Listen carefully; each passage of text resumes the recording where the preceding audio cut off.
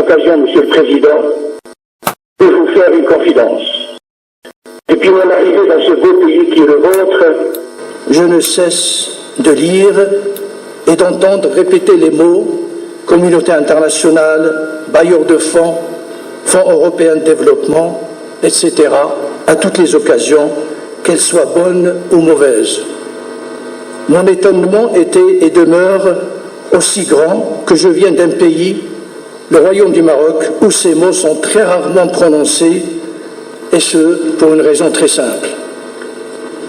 Le Maroc, sous l'impulsion de son souverain, Sa Majesté le roi Mohamed VI, entreprend toutes les démarches et encourage toutes les initiatives pour que le royaume soit libre de ses mouvements, libre de choisir ses amis et ses alliés, et surtout libre de défendre son indépendance et sa souveraineté comme il l'entend.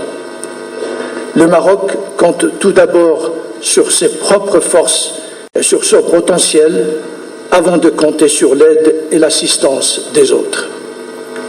Certes, il prépare l'environnement adéquat et fait appel à des moyens ingénieux pour que les très nombreux investisseurs étrangers soient encouragés à venir investir au royaume.